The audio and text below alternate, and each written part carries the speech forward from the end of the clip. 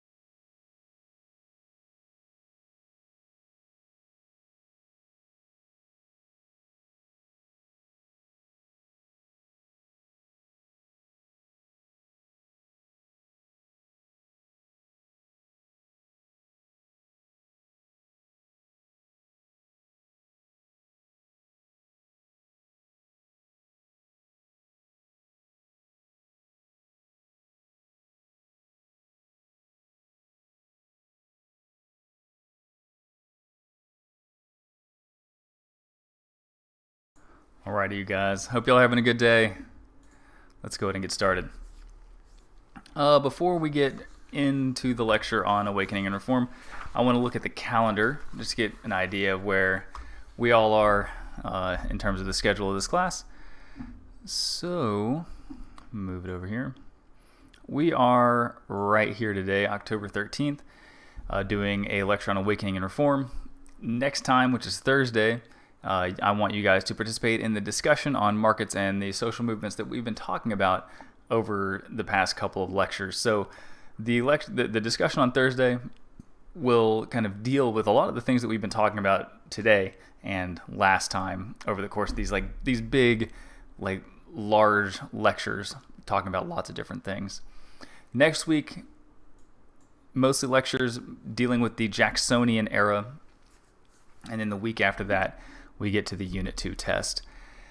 One thing I wanted to note about grading is I've graded all the discussions for you guys. So if you don't have a discussion grade for something that we did in the past in the first unit, let me know. But I should have graded all the discussions, and I've started working my way through all of my Unit 1 tests for my various classes, but I haven't quite gotten to you guys yet because I have a couple of classes who their second exam actually comes early and earlier than you guys, and so I wanted to get their tests graded quickly so that they could kind of see my feedback before the second test happens. And of course, I will get your tests back as well.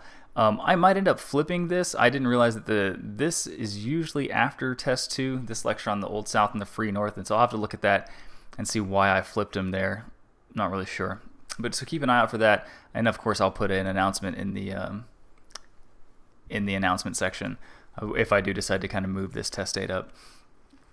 Importantly, though, the second unit test always happens before the last day to withdraw, which is October 30th.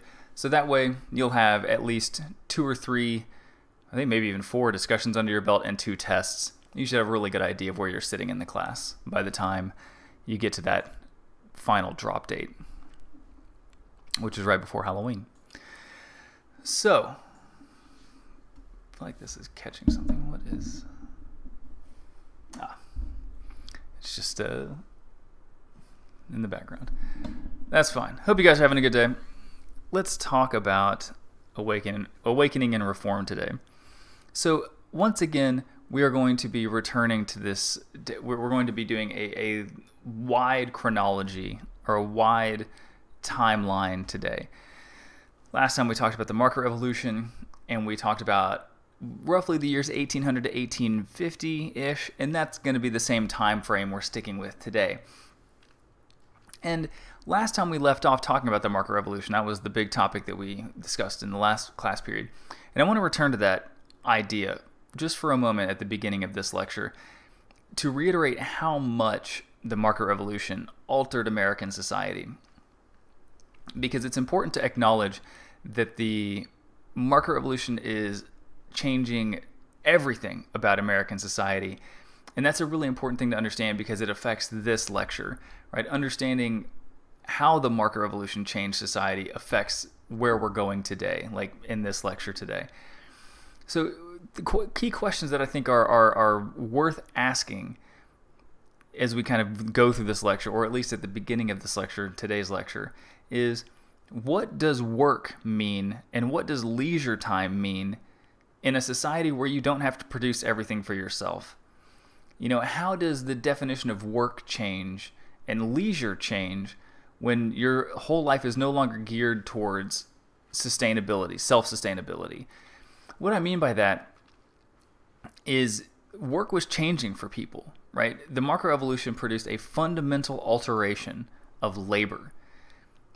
Who is a worker nowadays? What does labor mean? Back in the day, labor meant just waking up, working on the farm, and the physical act of labor.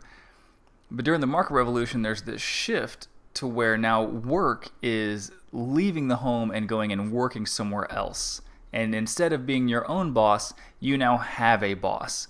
And instead of making your own money, you are now being paid for the hours that you work. You're selling your labor. It's a very different conception of labor during that the market revolution kind of brings. And the market revolution kind of interrogates or puts into question the ideas of individual rights and social mobility. Many Americans, and the market revolution does enable some of this, many Americans, particularly common people, thrived on the idea that they could get ahead in life in the United States. The United States has always had this sensibility that social progress, or at least like social mobility, right? The ability for a single person or a family to kind of rise above their station.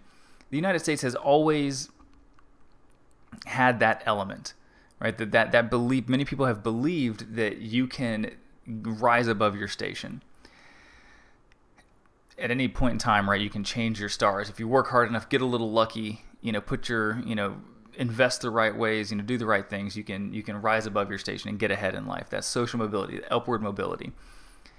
We'll talk more about this idea as we kind of move through this course.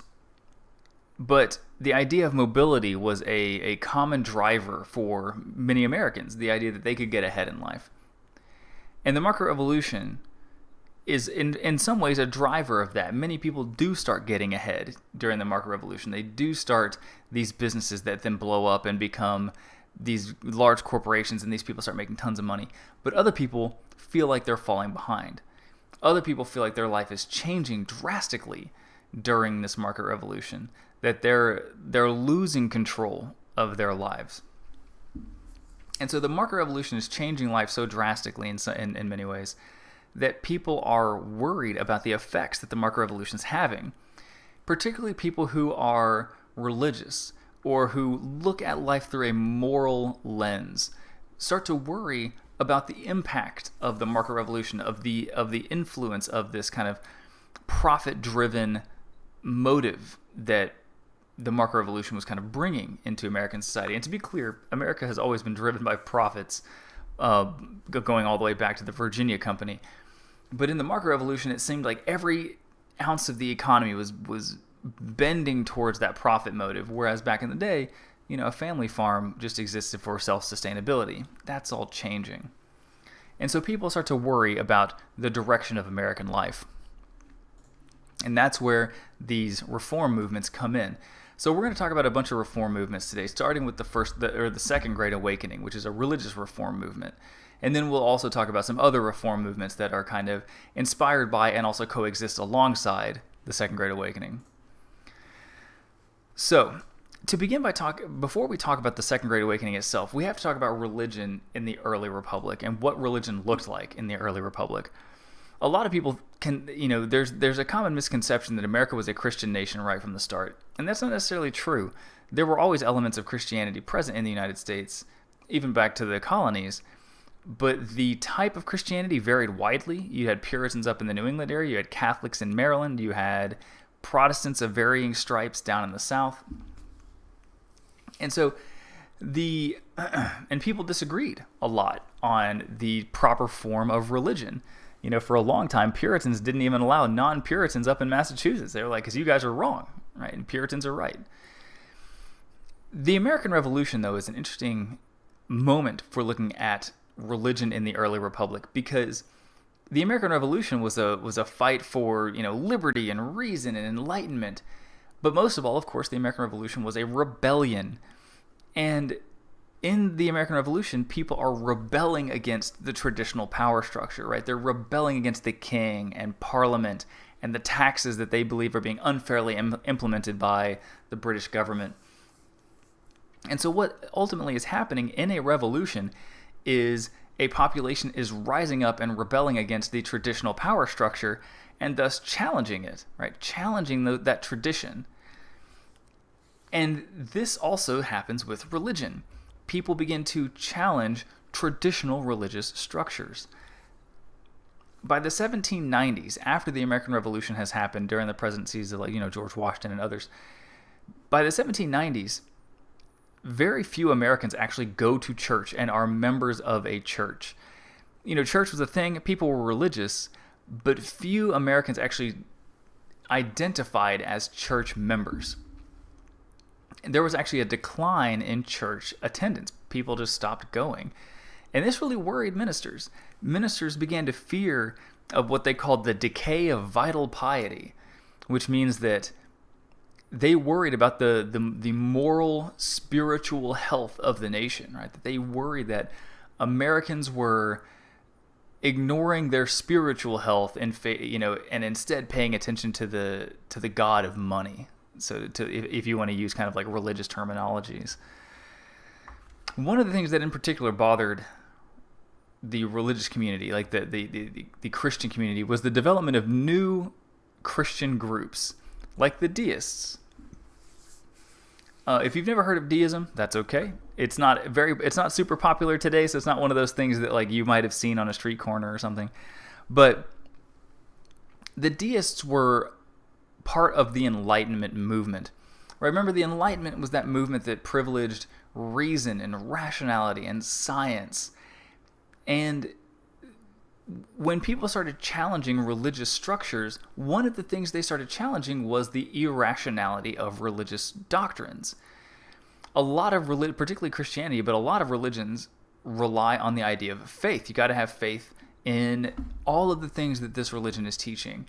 And for many people who were Enlightenment philosophers, people like Thomas Jefferson or Benjamin Franklin, there were elements of Christianity that were too unreasonable, that were not rational. And so they started creating, not those two individual people, but people started creating new religious customs or new religious groups to kind of blend Christianity with like this more rational thinking, Enlightenment philosophy. Deism is one of those groups. They were religious skeptics. They were very skeptical of like organized religion, skeptical of organized churches.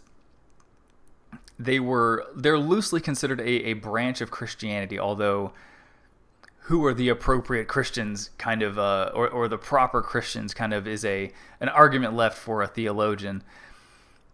But what these deists did was they basically took Enlightenment thought and tried to blend it with Christian ideologies. And the way that they did this was let's start off by talking about traditional religious philosophies and traditional Christianity, and then we'll talk about how it blended with it, how deists blended it. So in traditional Christianity, right, you have God. God creates the earth, and God also participates in the day-to-day activity on that earth. Now, in the Old Testament, he did this very directly, right? By talking to Moses, by causing floods, by directly talking to people. In the New Testament, he's a little bit more indirect. He sends Jesus, right, to kind of deal with stuff. Jesus, in some denominations, is he's the Son of God, and sometimes like viewed as part of the Trinity, if you want to use that terminology. And so Jesus, as kind of a part of God, is a representative on earth, and he gets crucified and the whole thing. And then Jesus is the Son of God and becomes the Messiah, saves people from their sins, right? That's kind of the traditional Christian philosophy, obviously very, very shortened.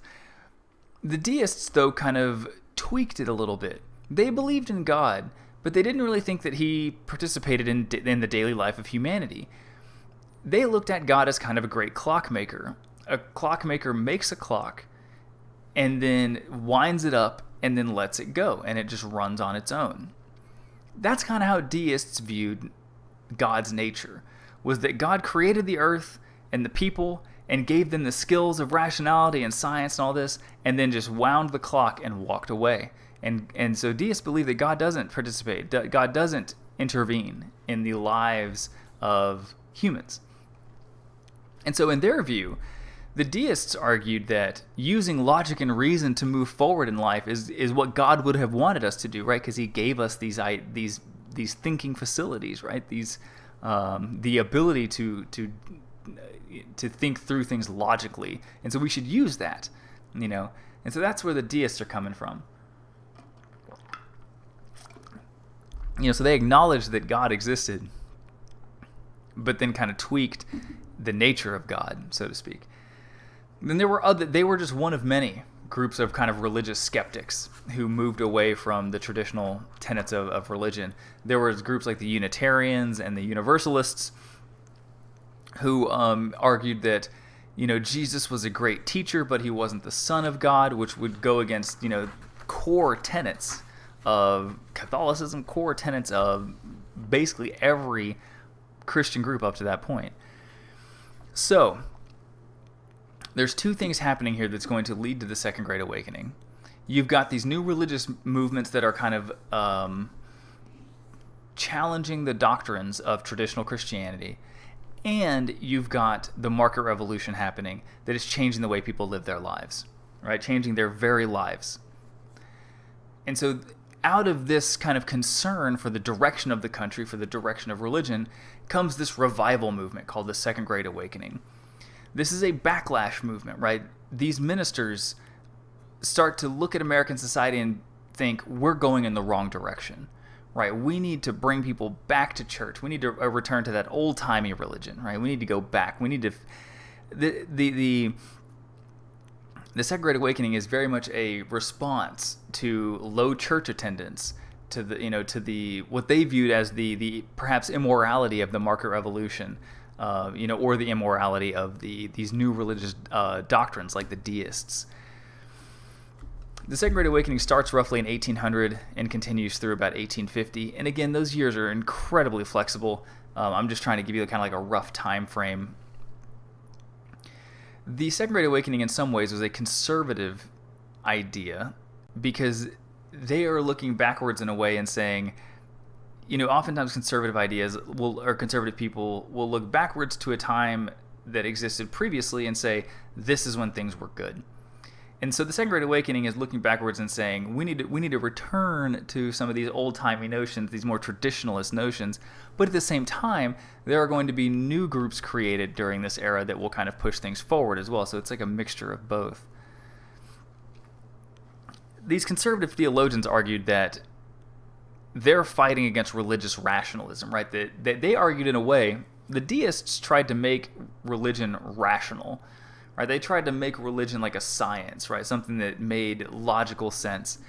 And a lot of these Second Great Awakening preachers are saying, like, look, religion isn't always rational, right? And the way that they would say this is that, in order to be a follower of a religion, you have to have faith. And faith is an inherently irrational thing. It's just a belief that is based on non-existent, but it's based on things that you can't see or feel or touch, right? You got to have faith in these things, though. And Enlightenment thinkers would look at that and say, that's irrational, right? That's a rational thought because you can't prove that. And these church leaders are like, yeah, exactly. You got to have faith. That's the whole thing. And so during the Second Great Awakening is very similar to the first. You'd have these big revivals that would, storm through places like Western Pennsylvania and Western New York and the Deep South, where these ministers would travel around and give speeches at these what they called camp meetings. Nowadays we'd call them revivals. These guys were fiery preachers doing the same sort of like hellfire and brimstone of the First Great Awakening, right? Think of like Jonathan Edwards and the Sinners in the Hands of an Angry God sermon. And most importantly, they're encouraging conversions, right? They're trying to bring people back to the church or to convert new people to the church, right? They want they want the church population to swell, to grow. And during this Second Great Awakening, there are going to be new denominations created, new groups of people who will splinter off from old groups and kind of go their own way. So in a way, the Second Great Awakening is interesting because it's calling for a revival of the faith. But in doing so, it leads to kind of it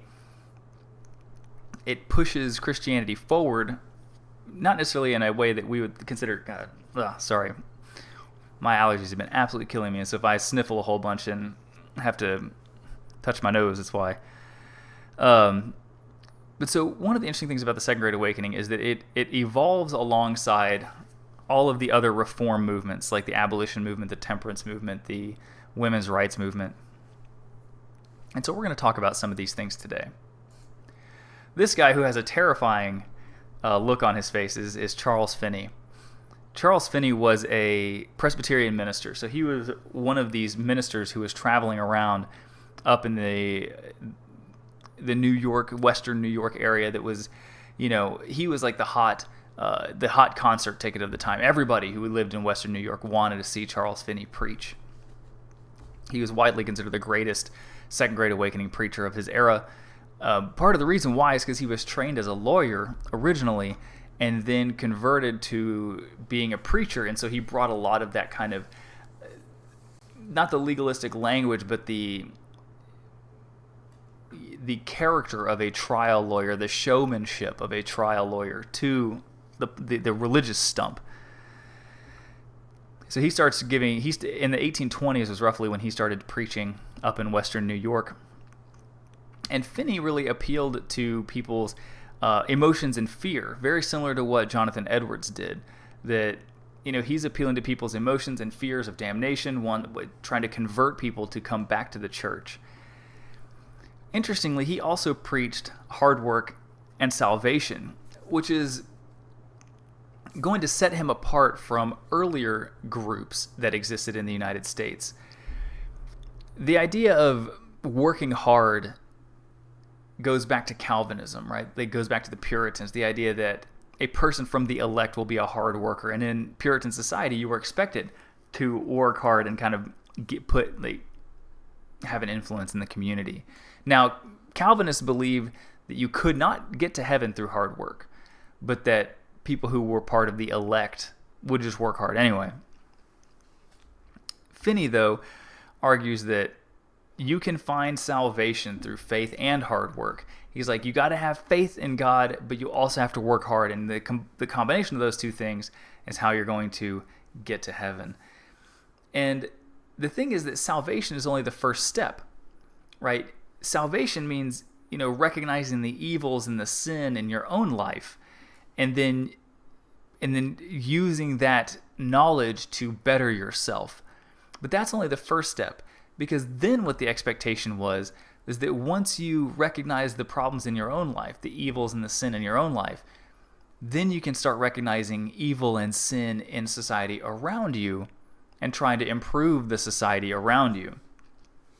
And so what's going to start happening in this Second Great Awakening is these preachers are going to end up inspiring these reform movements, because people get inspired and they're like, yes, I'm trying to change myself for the better, and while I'm at it, let's also change these other problems in society that we know exist. We'll talk about some of that, like slavery or alcoholism. The Second Great Awakening preachers were very influenced or very much wanted to change the institution of slavery, or to abolish it, or to criminalize alcohol, and we'll talk about that. We'll get to alcohol a little later in this lecture. So Charles Finney was but one of many preachers during this era. There were other groups like the Baptists and Methodists that were brand new, mostly in the West and the South. And so while Finney was up north in New York, Finney and others like him preached so much in the New York area, Western New York, not New York City, that they started calling that area the burned over district, because there were so many hellfire and brimstone preachers out there. But in the South, Baptists and Methodists were the ones staking their claim. Same idea, just these kind of circuit preachers who would travel around, preach to thousands. They focused on individual salvation, the Methodists and the Baptists did. Basically, that an individual needs to recognize their own sin and change themselves, right? And that salvation was an individual choice. And that is something that where the Baptists and Methodists really diverge from earlier groups like the Puritans, right? The Puritans did not believe in an element of choice at all in religion. They believed that you were either part of the elect, and thus, you were going to go to heaven, or that you were not, and thus you were going to go to hell, and that decision was made for you by God from birth because he had a plan. Whereas the Baptists would argue that you have a choice to make. As my preachers would always say in their sermons, I was raised in a Baptist church, and preachers would be like, they would knock on the pulpit and be like, God's knocking on your heart, and you got to choose whether or not you want to let him in. And so there was like an element of personal choice in whether or not you accepted salvation. And that was really appealing to people, right? That they could choose their own kind of religious journey. And the Methodists and Baptists also made some changes to the structure of the church. Many of the old churches, like the Orthodox churches, the Catholic churches, were very hierarchical. They had these like leadership structures that were really difficult to change, and there was virtually no democracy in them. Methodists and Baptists, on the other hand, gave power to their communities, right? They said, you guys, like people who go to the church, are going to choose who becomes the church leadership. By the 1850s, Baptists and the Methodists are the largest Protestant denominations in the country. That's how quickly they grew. They went from being little splinter groups to being the dominant religious force in the country. So, however, religious groups were still plagued by the problems of their own era. The Baptists and Methodists experienced internal problems over issues that they struggled with during this era, particularly the issue of slavery. There were Baptists in the North and Baptists in the South, and ultimately the issue of slavery is going to drive them apart. I can't remember the exact year, but I think it's in the 1840s that the Northern Baptists and Southern Baptists basically reached this point where they're like, dude, we're going to go a different direction than you guys. And it leads to the formation of the Northern Baptist Convention and the Southern Baptist Convention they basically divide over the issue of slavery, which is really fascinating because the Southern Baptist churches essentially seceded, very similar to how the Southern states will secede in a number of years.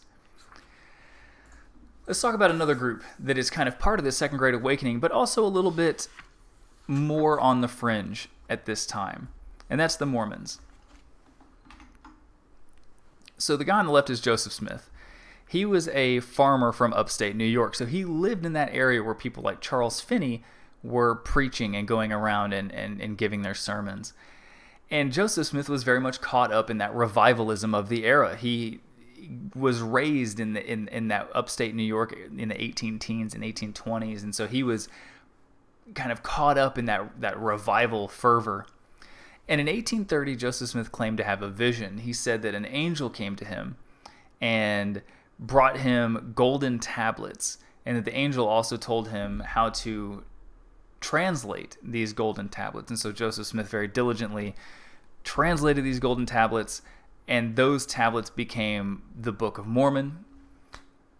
Joseph Smith founds his own church, the Mormon Church, otherwise known as the official name of that church is the Church of Jesus Christ of Latter-day Saints. And Joseph Smith is then going to kind of be the lead figure of the Mormon Church, and he will start drawing followers to himself. And Joseph Smith had a really interesting twist on kind of Christian doctrines. So much of the stories of Christianity involving Jesus and the Romans and, like the Moses and all this stuff are all Middle Eastern stories, right? They're Mediterranean stories. It all happens in either like ancient Israel or ancient Egypt, or like maybe some parts in like, the various outposts in ancient Rome. Joseph Smith, though, on the other hand, is going to argue that there are other parts that are not written about in the Bible that actually took place in North America. For example, he said that Native Americans were actually descendants of the ancient Israelites, and said that when Jesus got crucified and then reappeared after 3 days, that he appeared to these Native American groups. And so what Joseph Smith kind of did was he brought in American history. He kind of like inserted American history into these like kind of these traditional Christian histories. The Mormons were popular to some degree because they were democratic, meaning they kind of admitted everybody, but they were very hierarchical. It was run from the top down. Joseph Smith and his kind of like leadership group ran the show and didn't allow for a lot of democracy within the Mormon church. But most importantly for the Mormons, their real problem was that they were unpopular with the people who lived around them. They had traditions, or they did certain activities that people that lived around them didn't particularly care for. Most notably, of course, is polygamy, the idea of having multiple wives. That was one thing that other groups looked at polygamists as sexual deviants, right? People who were living a perverse lifestyle. But another thing that bothered people who lived around the Mormons is that Mormons often tended to dominate politics because they would all vote in one huge group. And so where there was a big group of Mormons, like they would kind of dominate the local politics and thus kind of blend government and religion. And for a lot of people, that rubbed them the wrong way. And so the reality is that Mormons were quite persecuted. They were a persecuted religious group in the United States and forced to flee westward. Joseph Smith takes his Mormon followers on a lengthy journey from New York through Ohio country all the way to Illinois. They settle down in Illinois for a brief period, and then he is murdered in 1844, and Brigham Young takes over kind of the Mormon church, and then eventually leads the Mormon people all the way out to Utah, which is where the capital of the Mormon church is today, or at least like the headquarters of the Mormon churches in Salt Lake City. And that's by far where the most Mormons live, I think, per capita in the United States. So that's just one example of a kind of another type of movement that is influenced by this like Second Great Awakening time period. Let's look at some groups though that are like on the far fringes of society here. Some groups that you might not have ever heard of, but that they were on the fringes of society. One group is the Shakers. These folks live up in the New England area, Massachusetts. This was a movement that was started in England, actually. Started in the 1740s, the Shakers movement. It comes to the United States in the 1770s. The woman who brings it here is a woman named Mother Ann Lee, is her name, Mother Ann Lee. And what's fascinating about Mother Ann Lee in the Shakers is that right off the bat, we already know something about them, and that's that a woman was the leader who brought this religion to the United States. It wasn't a man, but a woman. And that means something, right? The fact that a woman could be the leader of this kind of religious group shows that gender equality is going to be an important component of their structure. So,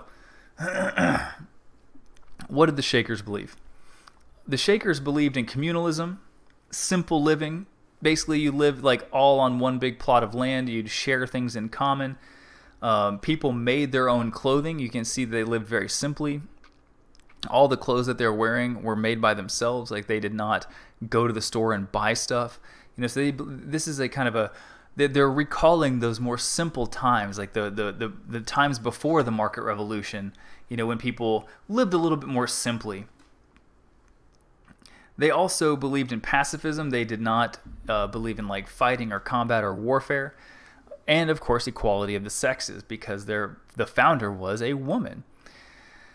Now, there's a couple things that made the Shakers different. And there's a reason why they were kind of relegated to the fringes of American society. So these groups are called utopian communities. And if you're familiar with the term utopia means like a perfect world. It comes from a book by Thomas More, an old English philosopher who wrote about humanity's attempts to create a utopia. And in his book, if I remember correctly, it doesn't go very well. But that's never stopped people before. People have, throughout human history, have tried to perfect human civilization. And the Shakers are just another example of people trying to perfect humanity.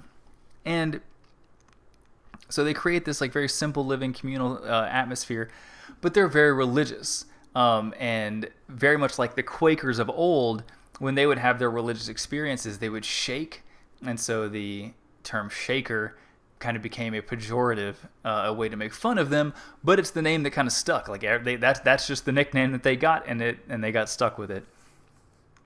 But the thing that really set the Shakers apart as a group was that they believed in a complete abstention from sexual activity. No sex at all. Even if you're married, doesn't matter, right? None. And so for a lot of people, that was like really out there. And I can already hear you wondering through the internet, but Dr. Huntington, if none of the Shakers are having sex, how is this not just a one generation thing and then everybody dies out and then there goes that religion? And the answer is adoption. So the Shakers would go and adopt orphans in big cities. Orphans were there were a lot of big cities that had that had problematic, that had a lot of orphans, essentially. There was a problem or an overflow of orphanages in the big cities, and groups like the Shakers would go and adopt kids and then raise them as Shakers. Now the problem is that it's difficult to convince a teenager who's like 15 or 16, to live this Shaker lifestyle. And so by the time that many of these people that they adopted came of age, they would leave the Shakers. And so the Shakers are constantly having to kind of like adopt more people and like raise them in the community.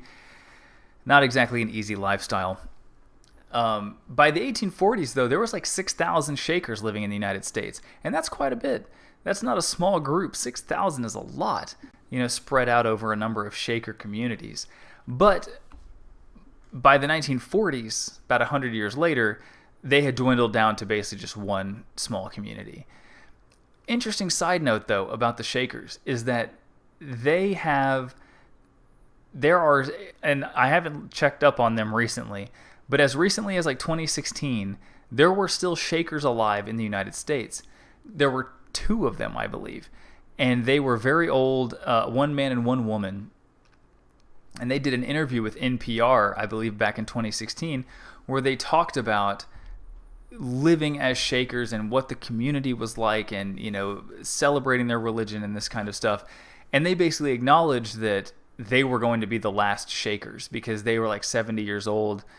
They were not young enough to adopt and raise people in their own religious traditions. And so that essentially what we're witnessing is the extinction of a religious group in a way. One that stems back before the American Revolution, mind you, which is really remarkable. Either way, though, the Shakers, just another example of a small fringe group that is kind of inspired by this reform mindset of the Great Awakening and this larger reform era that we're talking about today. Another utopian community is the Oneidas. The Oneidas were founded by a guy named John Humphrey Noyes. Noyes is spelled literally no yes, Noyes, Noyes. John Humphrey Noyes founded it in the 1840s. He had been a preacher since the 1830s, and finally in the 1840s founded his own utopian community. They, in some ways, lived very similar to the Shakers in that they believed in kind of communal living, sharing things.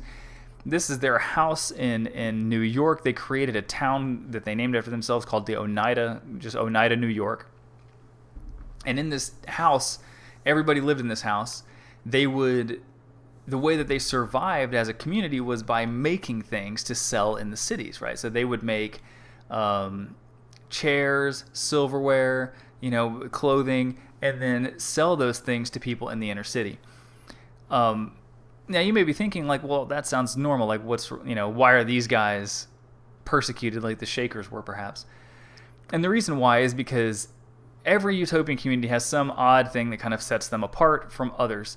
And the Oneidas one of the odd things that they did among many was they practiced something called complex marriage.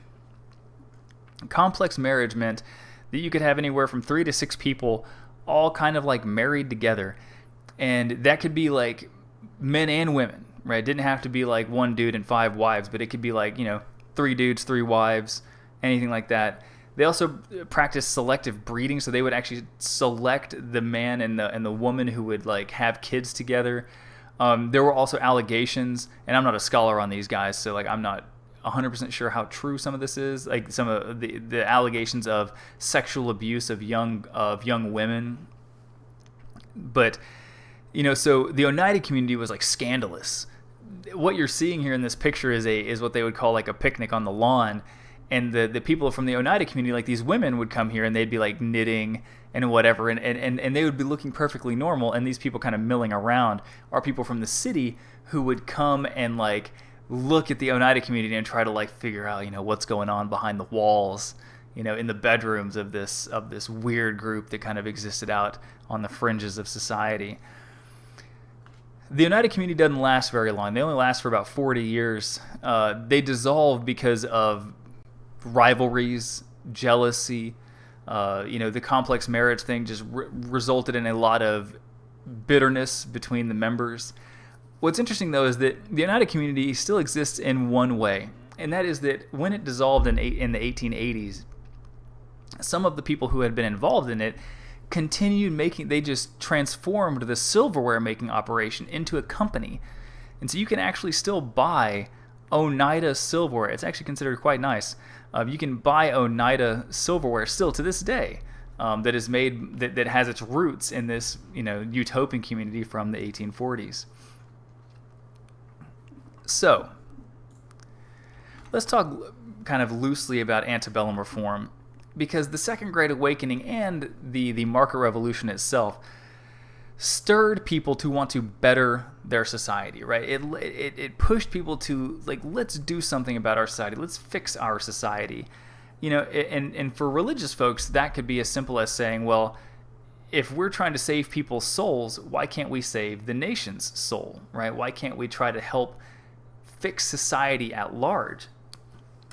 And so there are these massive reform movements that exist in the antebellum era. When I say antebellum, I mean pre-Civil War. Antebellum means pre-war. So in this pre-Civil War era, there are lots of reform movements. Women are incredibly active in these movements.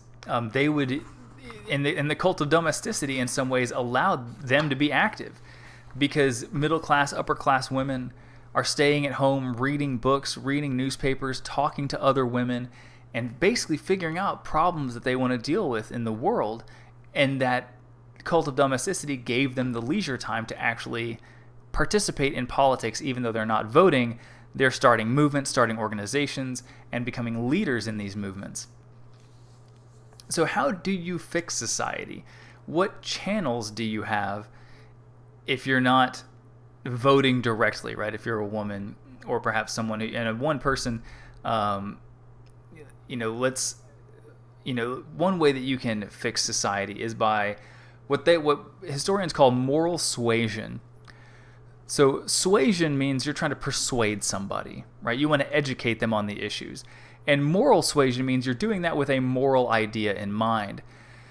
So under moral suasion, you would identify a problem and then attempt to educate people on why it's a problem, right? So alcoholism, drug addiction, slavery, whatever. You identify a problem and then you educate the public on why this is a problem. And not just any problem, but a moral problem, something that needs to be dealt with because it's a moral wrong. And what you're doing is you're trying to persuade people to change their behavior. And that's what you're doing. That was one way that these reformers would try to change the United States, is by trying to convince people to do something about a particular issue. Another avenue that you have if you're trying to change society is political action. Appealing directly to state legislators, to senators, to politicians to change the laws to basically criminalize immoral behavior, right? like drinking, for example. If you make drinking illegal, then all of a sudden you get rid of alcoholism, which makes everything better, according to these reformers. And these reformers are going to be dealing with lots of different issues at their particular period of time.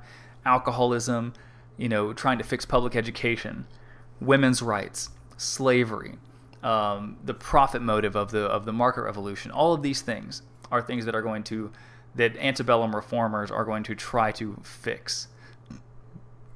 We're gonna look at a couple of them. We don't have time to look at all of them, unfortunately, but we're gonna look at a couple. The one we're gonna look at first is temperance, the temperance movement. And what I mean by temperance is abstinence from alcohol, right? Abstaining from alcohol, choosing to say no to alcohol, or at the very least, choosing to limit how much alcohol you drink. So, in the 18 teens and 20s, a movement emerged to try to curb out the drinking of alcohol in the United States. Here's what's interesting about the U.S. So there's this wonderful book written by a guy named W.J. Rorabaugh. It's on the screen right there. I've met Dr. Rorabaugh. He's a fantastically, very nice man, great historian, and he wrote this book called The Alcoholic Republic, and it's a wonderful read. It's really interesting. And basically, from 1790 to 1830, the early republic period. This is the period where you have a brand new government. You have this brand new government. These guys are trying to implement and figure out how this government is going to run. That people are electing new leadership. Guys are putting new policies together. This is the early few decades of the United States, and you'd think that everybody would be sober-minded, right? And very focused on getting this country off the ground in the right way. And the reality is that the vast majority of Americans were really inebriated during a lot of this time period. That drinking was a huge problem during this era. The population was drunk all the time. And it was disturbing not only how much people liked to drink, but what they were drinking was also problematic. Many Americans were not just drinking beer, but were drinking hard liquor, a lot of it. Many Americans were drinking beverages that were at least 90 proof, which is 45% alcohol. And they were drinking it to excess, right? They were drinking excessive amounts of it. And I'll show you numbers here in a minute. So you've got a lot of Americans drinking vast quantities of really strong alcohol. And many people looked at this and were like, this is a problem, right? We have too many people that are way too drunk all the time, and we need to do something about it. So in 1826, a group was formed called the American Temperance Society. And women are going to be the powerhouse behind this movement. Women are going to propel this temperance movement because they argue that men are the ones getting the most drunk and it's causing problems for the family. That's kind of the nutshell of their argument. And they, at first, are going to attempt moral suasion on the American society. They're going to try to convince the American public that drinking is bad and that we need to do something to fix it, right? So that's that first attempt at political reform is moral suasion. Convince people that there is a moral problem and that we need to fix it. And so how do you do this? How do you educate the public on this moral problem? Well, the American Temperance Society did a study on alcoholism in the early republic and how bad of a problem it is. And so I'm going to show you some of the results of their study. So alcoholism in early America. 9 million women and children consumed 12 million gallons of distilled spirits every year. Now note that says distilled spirits, not beer, but we're talking liquor here. And note that it also says children. Now I'm not sure what the age cutoff was for between a man and a child, but that's a lot. That's already a lot. And the women and children are drinking 12 million gallons of distilled spirit a year, more than 1 gallon per woman or child. However, it gets way worse when you look at dudes. 3 million men consumed 60 million gallons of distilled spirits every year. And when you break that down into percentages, what you find is that there's a lot of dudes out there who were drinking a lot. So 1/2 of men consumed about 2 ounces of distilled spirits every day, 2 ounces of liquor a day. Now, if you're not entirely sure how much an ounce is a shot glass, right? So like a shot glass of liquor. So about half of men, 50% of all men in the United States are drinking about 2 shots a day. Okay. Roughly the equivalent of 2 beers a day. 1/4 of all men, and they actually, the American temperance movement had labeled these people, and they said that 1/4 of these men were called regular toppers or occasional drunkards. They consumed 6 ounces per day. So that means you're drinking 6 shots of hard liquor every day, which is, again, the equivalent of roughly drinking a 6-pack of beer every day. 1/8 of all men in American society consumed 12 ounces per day. That would be the equivalent of 12 shots per day or a 12-pack of beer every day. And then that final 1/8 is a group that they called the confirmed drunkards. They consumed 24 ounces of distilled liquor a day. That is the equivalent of 24 shots per day or an entire 24-pack of beers in a single day every day. Right, so these are everyday markers. 2 ounces per day, 6 ounces per day, 12 ounces per day, or 24 ounces every day of hard liquor. So people were drunk a lot. It was a huge problem. And now you may be wondering, Dr. Huntington, why are people drunk all the time? Like, what is going on? Let's talk about that. Like, why are people drinking so much? Like, what is the cause of this problem? So there's a few things going on here. One is that the United States is a country of grain producers. Wheat, corn, and these other various types of plants that are used to make alcohol. It was far more profitable for many farmers to actually convert their crops into alcohol than it was to actually sell the crops themselves. This is one reason why, if you remember back to the Whiskey Rebellion, those farmers struggled getting their corn to the market, and so they just started turning it into whiskey, and they actually started making more money doing that. So it was far more profitable for many people to actually make alcohol rather than sell their crops. And so every farmer is distilling, or is growing crops and then distilling grain, which makes alcohol cheap. So there's a lot of alcohol on the market, and so the U.S. becomes like the cheapest place in the world to get drunk. So that's one reason, is that it's a nation of grain producers, and that everybody is drinking this really cheap liquor. Another reason why people are getting drunk a lot or drinking a lot of alcohol is because there's a lack of safe drinking water. It's not like today where you could just, throw on a faucet, turn on a faucet and then clean water comes out. In this time period, clean drinking water was not as easy to come by. Alcohol was actually safer to drink. Another reason that people drank so much is that meat was a primary part of the diet, and back then they didn't have freezers or even refrigerators to keep meat healthy or at a safe temperature, so they couldn't hold it for long periods of time. And so the way that they would preserve meat was by smoking it and putting a ton of salt on it, just slathering it in salt. And that would make the meat stay good for longer, but that means that when you actually cook it and eat it, that it's got a ton of salt in it, and it's going to make you really thirsty, and so you drink a lot. Alcohol was also part of the daily routine for many people.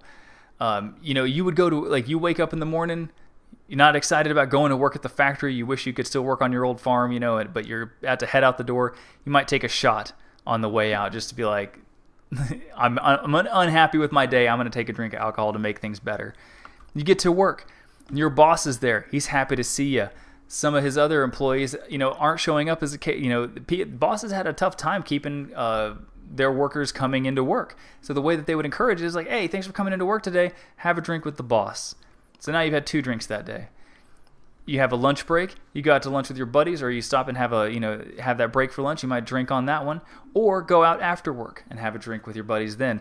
And so alcohol becomes part of the daily routine from literally from the moment you wake up until the moment you kind of come home and go to bed. And alcohol was offered and expected at every social occasion. It didn't matter what it was, work, social gatherings, hanging out with friends, even political gatherings. Alcohol was there. Politicians used alcohol as a way to try to buy votes. They would basically be like, hey, come out to this political rally, we'll get you drunk. And then they get everybody drunk and then be like, all right, now let's all go vote for, Mayor what's-his-face, and then you just stumble down to the polls and go vote just like hammered, right? That's actually how things happened. And that's not just like small towns either. Like these are big national campaigns that would do this kind of stuff. So the American Temperance Society argued that drinking led to social problems, domestic violence, crime, health issues, a lack of economic efficiency. So let's look at this. This is one of the most famous pictures that the American Temperance Society ever produced about the temperance movement itself. I'm going to move myself so you can see it a little bit more clearly. So this is the Drunkard's Progress, and it is a visual illustration of alcoholism from its initial inception to the final result. So you can see right here, we're going to follow the life of a dude who's on the Drunkard's Progress. And step 1 is a glass with a friend. And you can see this dude, he's got a buddy back there, and he's just having a nice glass of whatever. All right, that seems pretty harmless. Step 2, a glass to keep the cold out. Okay, so now maybe you're like, you're having that extra one because it's a little cold outside. You want to be a little warm. Also, notably, he has a female companion here who is not his wife. They're implying that there's some, some maybe adultery going on. How do you know it's not his wife? Because his wife is down here. We'll talk about her in a minute. Step 3, a glass too much. Now you see he's kind of like slumped backwards, like he's feeling it. Look at his face. Dude's getting a little drunk.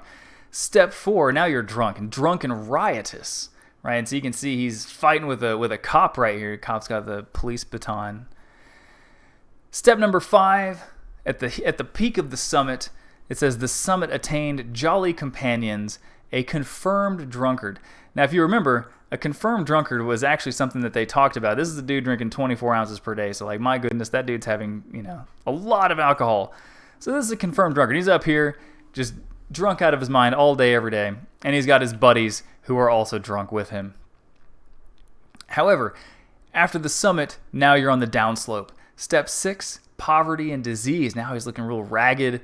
He's got these little flies like spinning around him and flying around him, and his clothes are all tattered up. Step 7, you're forsaken by your friends. So now he's all alone, and again, he's looking more and more like a zombie here. Step 8, desperation and crime. You're willing to commit crimes to get your fix. And then step 9, death by suicide, that your life becomes so bleak that you commit suicide due to alcoholism. Now, this shows the whole, this is what the American Temperance Society is arguing. This is part of that moral suasion, is that you're saying, you start off here in this, you're innocent, and you're just having one small drink, and then eventually you're going to go over this whole thing until you end up over here in this terrible, tragedy. And note that this goes over the wife and child, and that's another part of the moral suasion, is that the American Temperance Society is arguing that not only is alcoholism bad for the man, right? Is not only does it have a negative effect on the health of the male, but it also harms the family life. You can see the mother down here with the hand over her face, struggling because her husband's out getting just hammered with his buddies. Meanwhile, the husband's leaving a child and a wife at home, and so there's very much this moral lesson being taught here that alcoholism is bad for everybody, right? And it's a moral problem. And this actually has an effect. People, drinking levels do go down as a result of the American Temperance Society's movement. Moral suasion does convince people to change their drinking habits.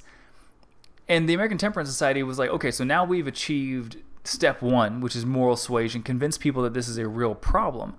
Then they moved on to step 2, which was to try to get laws passed to regulate drinking. And that's also something that they're effective at. The first laws that get passed are something that we call local option laws. A local option law, these were passed in the 1840s. And what these local option laws did was that local communities would outlaw the manufacture, sale, and consumption of alcohol, basically saying, in this community, you cannot have alcohol. And these sorts of laws still exist in various places in the United States. And essentially, it's basically prohibiting alcohol in all of its forms in that particular location. And in the 1850s, you start to see those local option laws go from local levels to the state level. States begin to debate whether or not they should prohibit alcohol at the state level, and eventually, we won't get there in this class because it doesn't take place until 1920, but the 18th Amendment will ban alcohol in the entire United States. And so this is a good example of a reform movement that starts off with kind of a moral framework, trying to convince people that, hey, this is a real problem that we need to deal with. And once they do that, then they can kind of shift into this political action style where, hey, like, we need to deal with this problem at the political level, not just at the moral level. And the American Temperance Society is one of many movements. There are other reform movements that are trying to do similar things. The temperance movement, which is very effective at convincing people that alcoholism was a social problem that needed to be fixed. The last movement I want to look at is kind of a weird movement because it's a very individualistic movement, and that's the Transcendentalists, or Transcendentalism. So the Transcendentalist movement was kind of a movement of like literature type people, authors, poets, outdoorsmen, kind of like it was a very odd movement of different types of people, centered around the area of Boston, Massachusetts. Boston kind of billed itself as the Athens of America, saw itself as kind of like the epicenter of American culture. And so what do Transcendentalists believe? So Transcendentalism is kind of a quasi-religious idea where it was a reaction to the Puritanism and the Enlightenment ideas of the previous generations. What I mean by that is that the Puritans, right, believed that you could never really know the true nature of God, and God selected you, or he didn't, and your fate was sealed from the beginning. It was also a reaction against the Enlightenment, because the Enlightenment was like thinking logically and rationally, and that everything had to be kind of codified by science.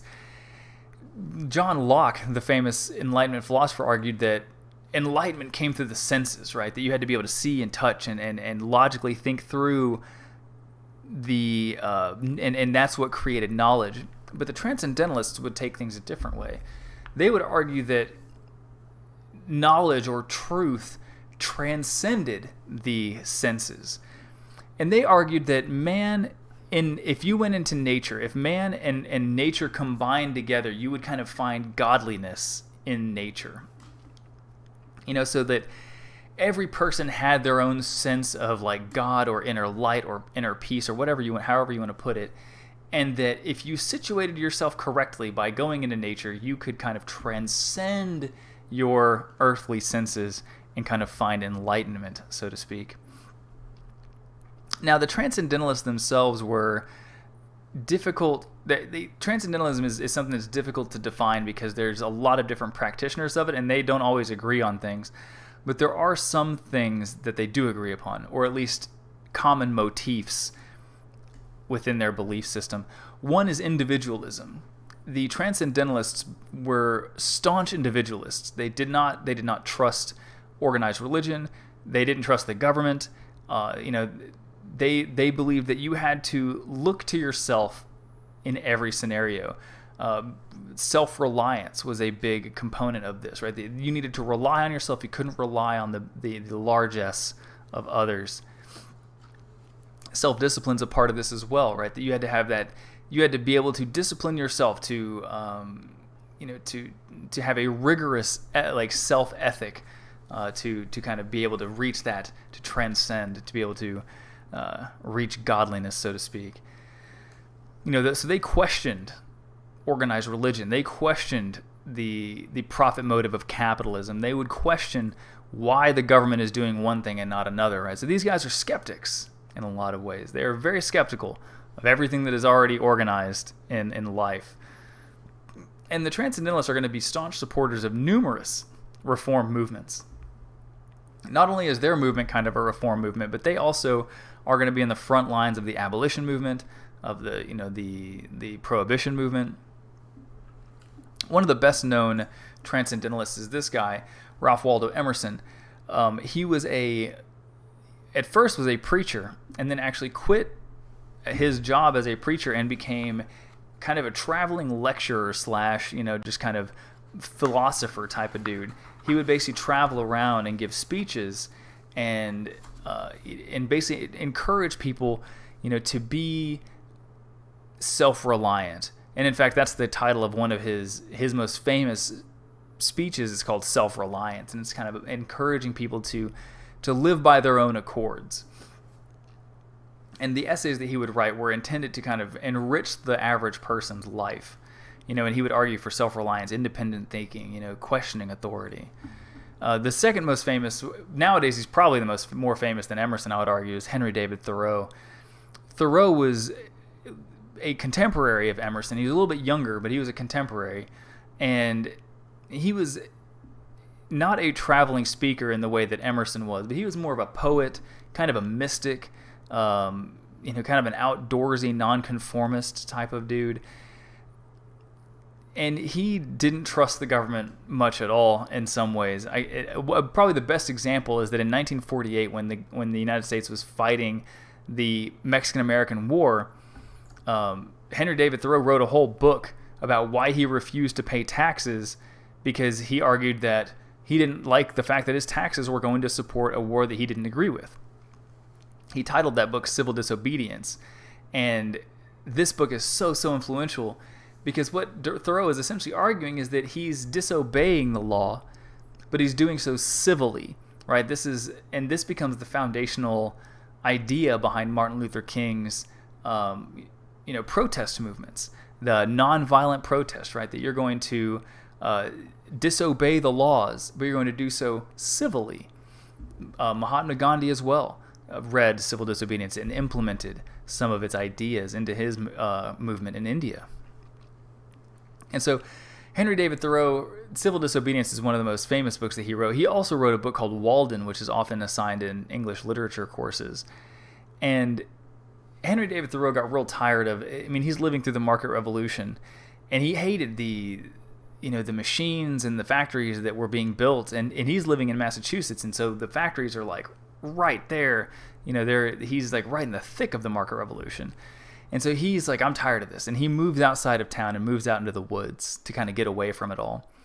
Now, a lot of times when people read it, they're like, wow, this is so admirable. This guy's like out there like living his own life solo. But he oftentimes leaves things out that it's not as glamorous as he made it seem. And he actually was not very far outside the city. Thoreau moved to a cabin that I believe was only like a mile outside the city. I think his mom owned it. And his mom also like made him lunch every day and like had it brought to him. He had visitors all the time. So like he wasn't roughing it out there by any stretch of the imagination. But he wrote a whole book on the experience nevertheless called Walden, which is named after the pond that was nearby his cottage. And it actually is a really interesting book because it talks a lot about, it's kind of seen as one of the key texts of transcendentalism because he talks a lot about, ecology. He talks a lot about conserving the environment around us, right? And taking the little things, not taking the little things for granted. And so Henry David Thoreau and Ralph Waldo Emerson are two of the most famous proponents of transcendentalism. You'll actually read some Thoreau in the when you read the discussion documents. So let's put a summary on all of this. Let's talk about like why this is important and what it has to do with anything. So what we've been talking about over the course of this lecture is the efforts by Americans to improve society.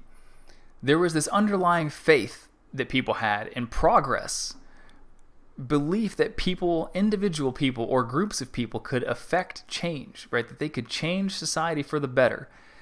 We've talked about the Second Great Awakening as a movement that affects spiritual change, right? Trying to improve people's spiritual, life. We've talked about the Prohibition movement, or at least the temperance movement, where people have tried to fix alcoholism in American society. We will eventually talk about the abolition movement, though not today, and about how people start to view slavery as a moral wrong and start to try to end slavery. There's all sorts of other movements. There's the women's rights movement that gets a start. The official start of the women's rights movement is in 1848 with a big meeting in New York at Seneca Falls, where lots of famous women come together and basically demand an equal seat at the table.